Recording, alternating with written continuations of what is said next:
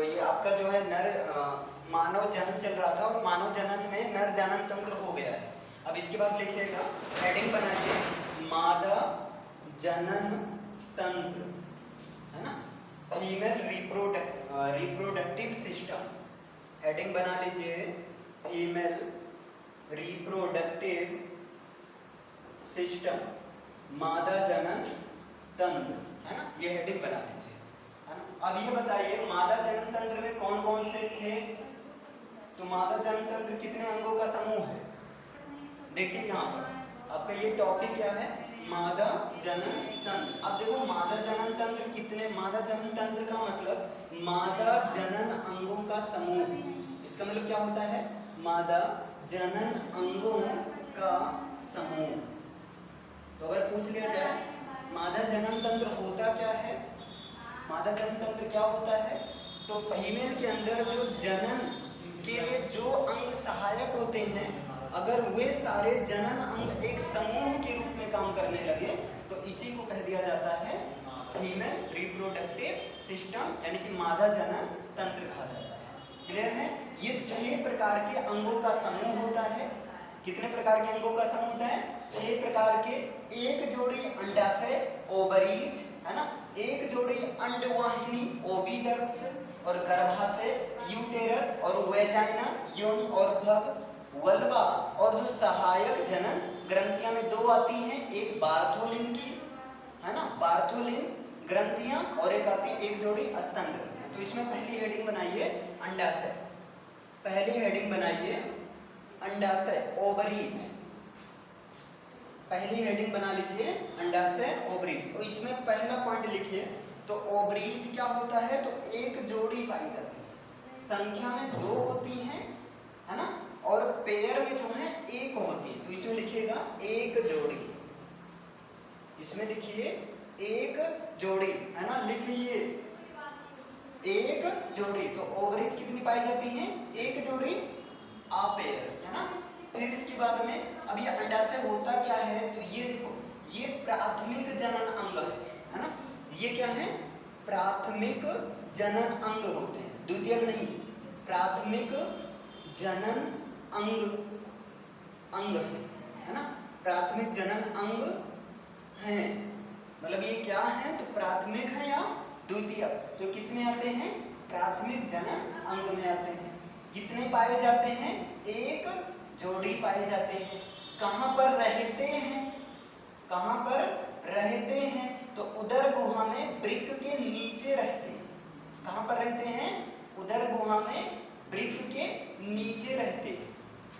लिखते चलिए इसको, उदर गुहा में वृक्क के नीचे रहते हैं। वृक्क मतलब समझ रहे हैं ना, किडनी। उदर गुहा में वृक्क के नीचे ये पाए जाते हैं। क्लियर है? अच्छा, ये हो गया कहां पर रहते हैं। अब प्रश्न आता है कि होते कैसे हैं, ये होते कैसे, तो ये चपटा, श्वेत और बादाम के आकार जैसा होता है। ये कैसा होता है? चपटी संरचना, है ना, श्वेत व बादाम के आकार जैसी संरचना, बादाम के आकृति जैसी संरचना लिया रहता है, आकृति जैसी संरचना होती है। अब आप लोग चित्र ओपन कर लो, है ना, और चित्र में देख लो क्या बादाम की आकृति जैसी संरचना है कि नहीं। वैसे 3D फिगर है, नहीं परेशान ना हो, आपको श्वेत नहीं दिखाई देगा, है ना। हाँ, फिर से भेज दें। चलिए, तो ये क्लियर है आपका। यानी कि अंडाशय क्या होता है, तो अंडाशय एक जोड़ी पाया जाता है, यानी कि संख्या में 2 होता है, प्राथमिक जनन अंग है ना, और उदर गुहा में वृक्क के नीचे होता है। और कैसा, ये संरचना कैसी होती है, तो चपटी श्वेत, है ना, रंग में श्वेत और बादाम की आकृति जैसी इसकी संरचना होती है। क्लियर है ना। अब प्रश्न आता है कितना सेंटीमीटर लंबा होता है, तो ये लगभग 2 सेंटीमीटर लंबा, 2 सेंटीमीटर चौड़ा होता है। अब तुम सोचो इतना कम होता है ना। ये कितना होता है, लगभग 2 सेंटीमीटर लंबा इसकी लेंथ है।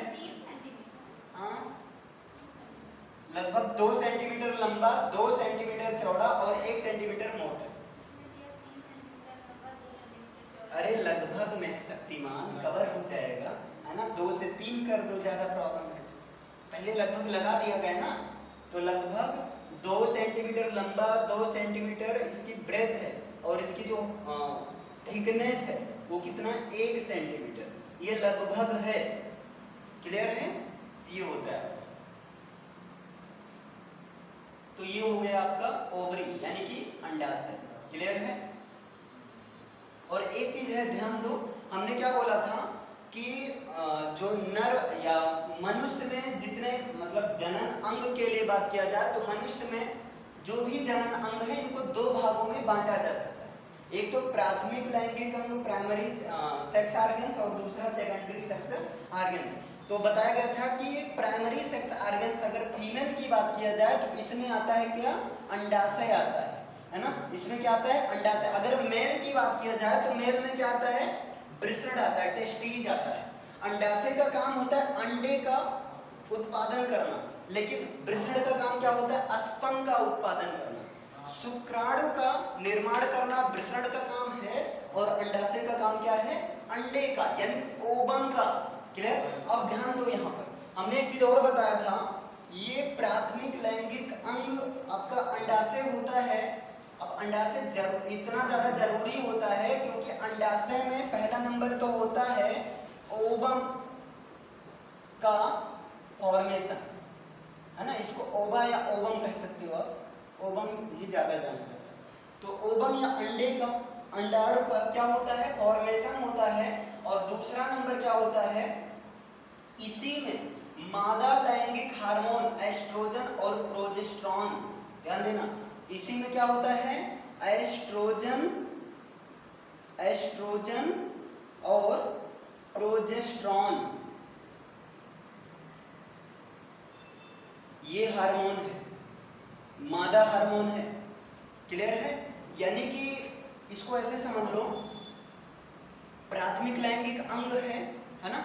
इंसान को ये सेक्स करने की इच्छा किस हार्मोन की वजह से होती है, प्रोजेस्टेरॉन या एस्ट्रोजन, और ये फीमेल में होता है। अब प्रश्न आता है ये सब कौन से ग्रंथ की वजह से होती है, तो दिमाग में एक हाइपोथैलेमस ग्रंथि होती है। दिमाग में कौन सी ग्रंथि होती है, हाइपोथैलेमस, ये हाइपोथैलेमस ग्रंथि होती है। यही हाइपोथैलेमस ग्रंथि हमारे सारे सेंसेशन को बताता है, क्लियर है ना। लेकिन एक निश्चित आयु के बाद में क्या होता है, इंसान चाहे वो मेल हो चाहे वो फीमेल हो, उसके अंदर ये सेक्स की इच्छा जागृत होती है ना। हम लोग, क्या कोई चाहता है क्या, नहीं चाहता है। तो ये सारा हार्मोन का गेम है। कोई चाहता है मेरे चेहरे पर दाग धब्बे दाने मुहासा देश भर की नौटंकी निकले, सब बच्चा हार्मोन का खेल है ना। कोई अपनी जिंदगी बर्बाद नहीं करना चाहता है लब सब करके, क्लियर है ना, लेकिन हो जाती है। तो ये किसके हार्मोन से, एस्ट्रोजन और प्रोजेस्टेरॉन हार्मोन के वजह से। और ये होती है एक मैच्योरिटी आने के बाद में। बच्चा पैदा हुआ तुम एस्ट्रोजन हार्मोन खोज रहे हो, कहाँ भाई, निकल। बचपन में मतलब 1 साल का वो शादी करा दिया, कुछ नहीं होने वाला। ये मैच्योरिटी के बाद आती है। मैच्योरिटी, इसको यहाँ की लैंग्वेज में प्यूबर्टी एज बोलते हैं, प्यूबर्टी एज। और प्यूबर्टी एज जो होती है स्त्रियों में 10 से 10 साल लगभग कर रहे हैं, 10 साल से स्टार्ट हो जाए। पुरुषों में क्या होती है, 12-14 साल की। पुरुषों में जो है ना 14 से स्टार्टिंग रहती है। देखो ये चीज ध्यान देना, हमने बोला लगभग 10 से, है ना, 10 से 12 मतलब 10 या 12 साल से स्टार्ट हो जाता है मैच्योरिटी आना। लेकिन पुरुषों में क्या होता है, थोड़ा देर होता है ना। 12 से 14 साल से स्टार्ट होता है, क्लियर है।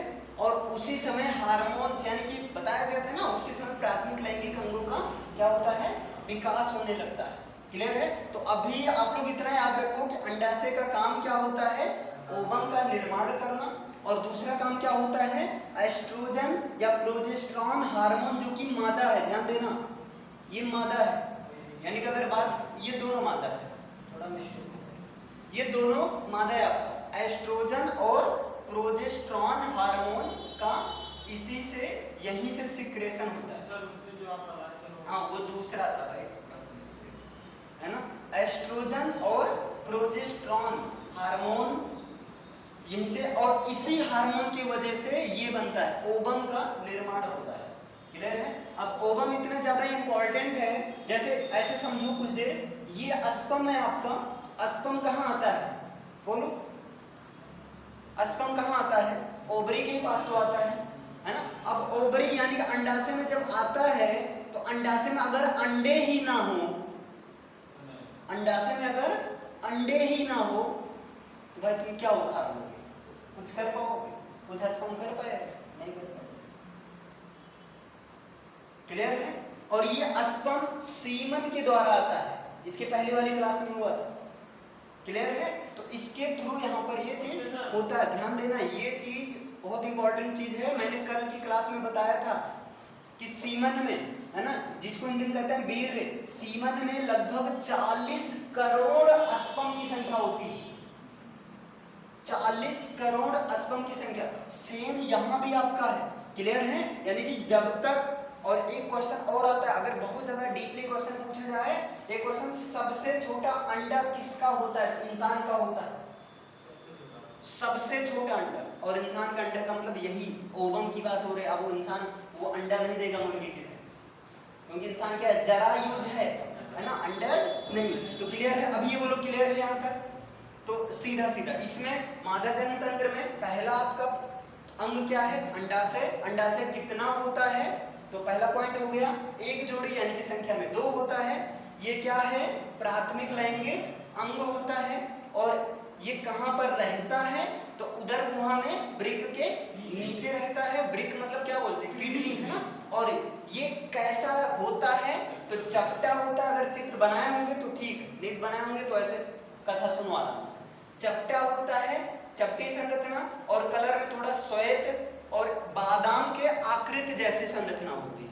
फिर इसके बाद में इसका डायमेंशन क्या होता है, तो लगभग 2 या 3 सेंटीमीटर लंबाई, 2 सेंटीमीटर चौड़ाई, और इसके बाद में 1 सेंटीमीटर मोटाई में ये होता है। इसके बाद इसका काम क्या होता है, तो इसका काम है ओवम का निर्माण करना, अंडे का निर्माण करना, और मादा एस्ट्रोजन या प्रोजेस्टेरॉन हार्मोन का क्या करना, सिक्रेशन करना। अगर ये हार्मोन का स्राव नहीं हो रहा है तो बीमारी है।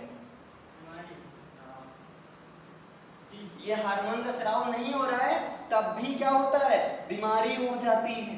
तो सिक्रेशन होना बहुत जरूरी है। चलिए नेक्स्ट हेडिंग बनाइए, दूसरा अंडवाहिनी, है ना, अंडवाहिनी, इसी को ब्रैकेट में लिख लीजिएगा, फैलोपियन नलिका, फैलोपियन नलिका, ये आपका दूसरा जो है मादा जनन अंग। क्लियर है? अब यहाँ पर देखो अंडवाहिनी क्या होता है, तो ये पहला नंबर तो एक जोड़ी पाया जाता है, पहला पॉइंट लिखिएगा। कितनी पाई जाती हैं, तो 2, संख्या में 2 और पेयर में 1, तो एक जोड़ी अंडवाहिनी पाई जाती है ना। और दूसरा नंबर ये करते क्या है, तो अंडाशय को गर्भाशय से जोड़ते हैं। गर्भाशय मतलब बच्चादानी। क्लियर है? तो ये करते क्या है, अंडाशय को, ओवरी को, भाई नाम से क्लियर, वाहिनी, फैलोपियन नलिका। क्लियर है? तो ये अंडाशय को गर्भाशय, यूटेरस से जोड़ते हैं। क्लियर है? अंडाशय को किससे जोड़ती हैं, गर्भाशय से जोड़ती है। क्लियर है? वोम, इसी को कोख कहते हैं। गर्भाशय के को ही क्या कहा जाता है, कोख। बच्चे का पालन पोषण कहाँ होता है, कोख में ही तो होता है। क्लियर है? चलो ये हो गया। और ये जो अंडवाहिनी होती हैं, एक नलिका आकार की होती हैं, है ना, लेकिन नलिका जो होती है कुंडलित होती है। तो लिख लीजिएगा, कुंडलित नलिका के रूप में होती है। किस नलिका के रूप में होती हैं, लंबी कुंडलित नलिका के रूप में। ऐसे लिखो, कुंडलित नलिका के रूप में। अरे बच्चा लिखवा तो रहे, क्यों कंफ्यूज हो, हाँ? सीधा लिखो ना, नहीं समझ में। अरे देखो यहाँ पर अंडवाहिनी है, एक जोड़ी होती है, ऐसे पॉइंट वाइज लिखो। अगर छापना है तो किताब पर जाओ छापो। दूसरा लिखो अंडाशय को गर्भाशय से जोड़ती हैं, और तीसरा क्या है, कुंडलित नलिका युक्त होती है। ठीक है, और क्या होती हैं ये, और क्या होती हैं ये, लगभग 10 से 12 सेंटीमीटर लंबी होती है। लगभग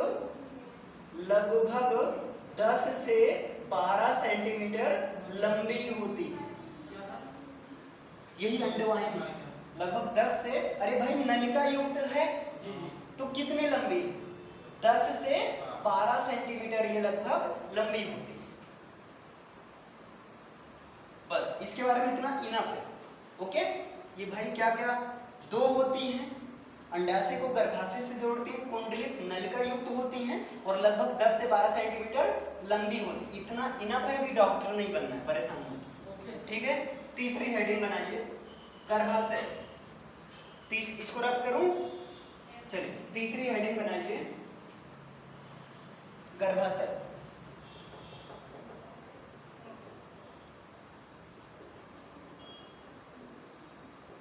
यूटेरस इसको कहते हैं ना, यूटेरस, या जो है इसी को कहा जाता है बच्चादानी, वोम, और सिंपल कर लो इसी को कोख कहा जाता है। ठीक है, अब ये क्या होता है, तो इसमें लिखिएगा लगभग 7.5 सेंटीमीटर लंबा, 3 सेंटीमीटर मोटा होता है। लगभग 7.5 सेंटीमीटर लंबा है ना, वह 3 सेंटीमीटर मोटा। लगभग 7.5 सेंटीमीटर लंबा व 3 सेंटीमीटर मोटा होता है, और 5 सेंटीमीटर चौड़ा होता है। 5 सेंटीमीटर इसकी ब्रेथ होती है। देख लो, इस शेप में बच्चा रहता पलता है। 7.5 सेंटीमीटर लंबा, 3 सेंटीमीटर मोटा और 5 सेंटीमीटर चौड़ा। और जब बच्चा पैदा होता है लगभग उसकी लंबाई 50 से 55 सेंटीमीटर होती है। मैं नापा नहीं हूँ, पढ़ा हूँ, डेटा में ऐसा आया है कि लगभग जो है 50 से 55 होती है। ये से कम भी हो सकती है, एक नॉर्मल जो होता है। खैर ये से बताओ, अदर है। अब यहाँ चलो, ये होता है आपका, और ये कैसा होता है, खोखला होता है, शंक्वाकार होता है, नाशपाती के आकार जैसा होता है। खोखला, शंक्वाकार और नाशपाती के, इसकी संरचना कैसी होती है, तो खोखला, शंक्वाकार व नाशपाती के आकार जैसी संरचना, नाशपाती के आकृति जैसा ये होता है।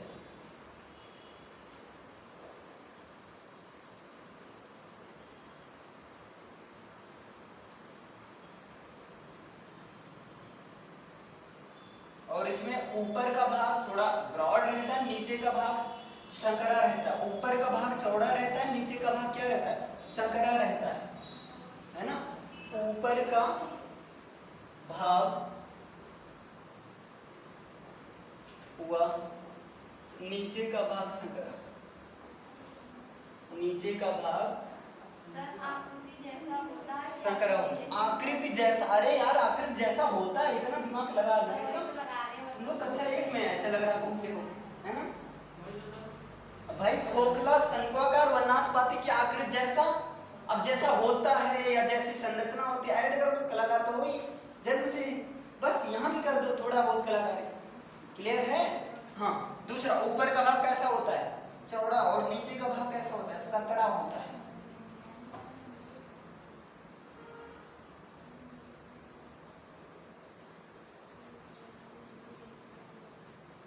और अग्रभाग की ओर मूत्राशय, पृष्ठभाग की ओर मलाशय होता है। लास्ट पॉइंट है, अग्रभाग की ओर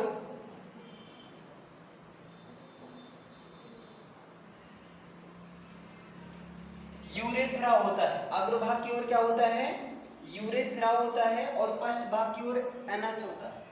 वह पश्च भाग की ओर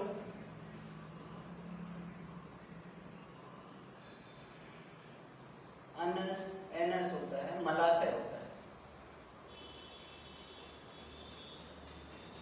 तो इसकी हो गई संरचना। चित्र देख लो, क्योंकि चित्र में मैं इतना अच्छा नहीं हूं कि चित्र आपको बनाकर दिखाऊं। पैदा लो चित्र में ना, आप लोग तेज हो भाई, ठीक। चलो ये हो गया आपका।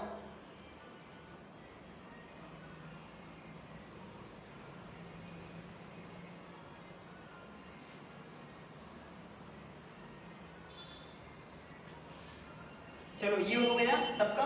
अगली हेडिंग बना लीजिए। नेक्स्ट हो गया ना? हेलो, प्रोसेसिंग में है ना? चलो अगली हेडिंग।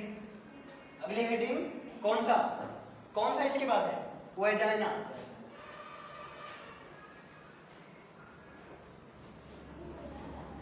नेक्स्ट हेडिंग बना लो। इसमें लिखिए यह मूत्राशय और मलाशय के बीच में होता है, यूरेथ्रा और एनस के बीच होता है। सर हेडिंग कौन सी डालेंगे?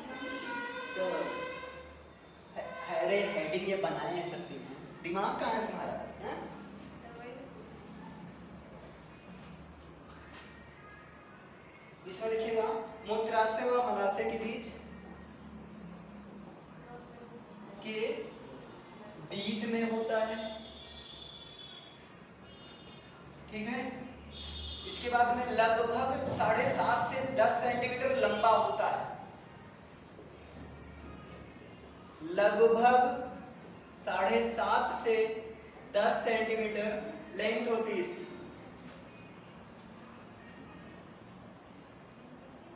इसके बाद अत्यधिक लचीली और पेशीय नलिका युक्त होती है। अत्यधिक लचीली व पेशीय नलिका युक्त होती है, व पेशीय नलिका युक्त। अत्यधिक लचीली व पेशीय नलिका युक्त, आगे ऐड कर लेना, होती है संरचना होती जो इच्छा हो, ठीक है। और ये मादा का मैथुन स्थल होता है, स्थल का काम करता है।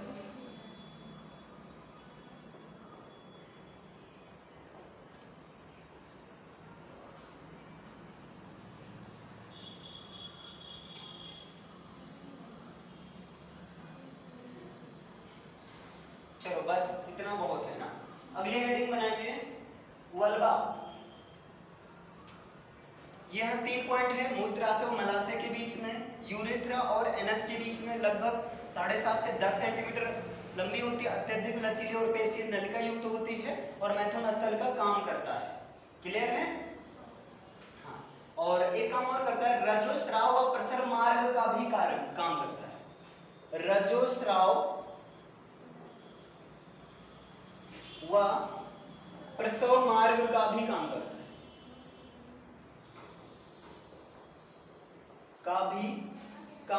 है, बाकी काम तो बहुत करता है, आगे आप पढ़ लेना थोड़ा बहुत। मेरे हिसाब से जो लग रहा है इंपॉर्टेंट है उतना मैं करवा देता हूँ।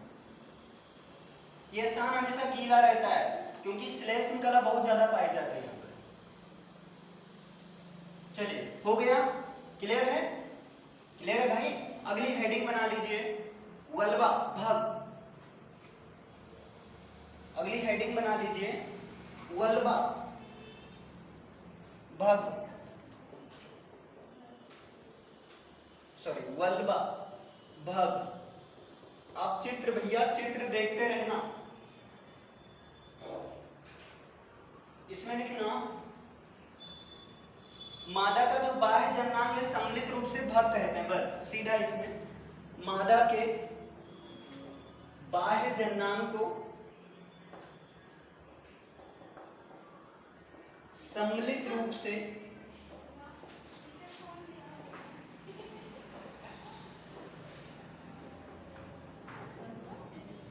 भग कहा जाता है। मादा के बाह्य जननांग को सम्मिलित रूप से क्या कहते हैं? भग कहते हैं। बाकी देखो भग का मतलब, या इसको आप कह सकते हो बाह्य जननांग, है ना? इसको आप क्या कह सकते हो? सीधा बा है जन्ना।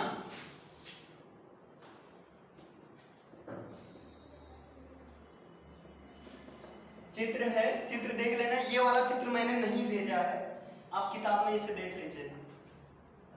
चलो अब इसके बाद सहायक ग्रंथियां, इसके बाद बना लीजिए सहायक ग्रंथियां। सहायक ग्रंथियां में दो हैं, कौन कौन सी हैं? बार्थोलिन की ग्रंथियां और अस्तन ग्रंथियां। क्लियर है? चलो इसे खुद कर लेना। ओके, चित्र तो बना कर लेना। अब इतना क्लियर है? लिख लिए? इसके बाद आता है सहायक ग्रंथियां में दो का नाम लिख लो। सहायक ग्रंथियां, सहायक ग्रंथियां। तो सहायक ग्रंथियां में दो आती हैं, बार्थोलिन की ग्रंथियां, बार्थोलिन ग्रंथियां, और दूसरी होती है अस्तन ग्रंथियां, मेमोरी ग्लैंड्स। ये दो होती हैं।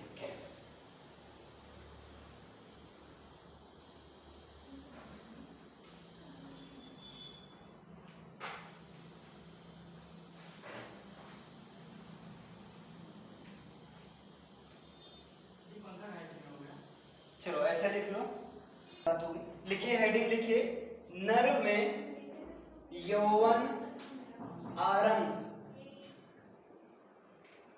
ठीक है, इसको क्या बोलेंगे? Onset of puberty in male, onset of puberty in male, male में प्यूबर्टी एज का आरंभ। ठीक है, यहां पर लिखना। अब चलो कोई बताएगा यौवन आरंभ क्या है? हाँ बताओ। ये लिखे हैं, इससे बता कि अपने आप जैसे भी, आपको जैसे लगे। मानव में सर आप अरे बताओ, कुछ तो बताओ सकती सही है। गलत बताओ, तुम्हारी गुरु हमें पढ़ी बताइए। मानव में बस हो गया।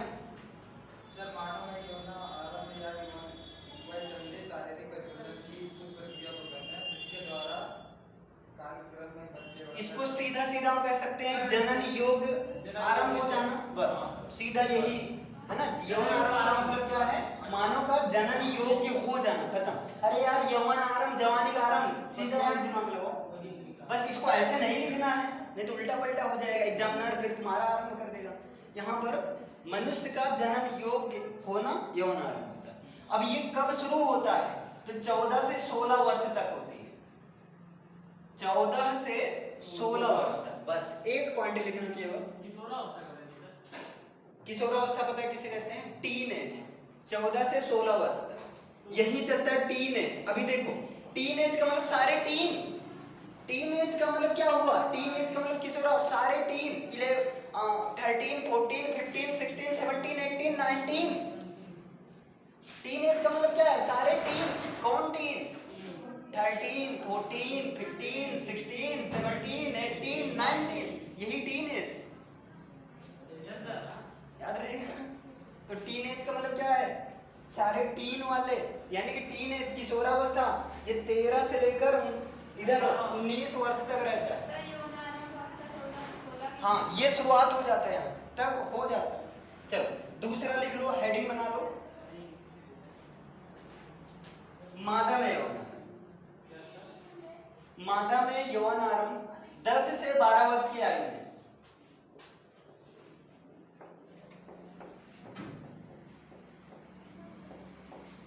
यहां सीधा लिखना 10 से 12 वर्ष की आयु में, 10 से 12 वर्ष की आयु में, 10 से 12 वर्ष की आयु में।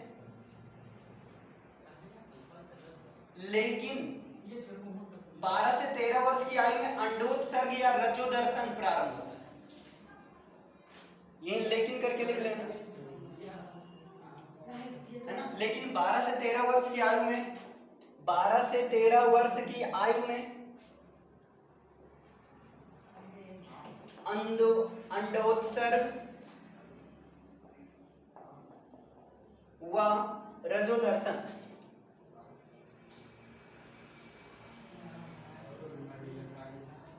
व रजोदर्शन प्रारंभ हो जाता, बस रजोदर्शन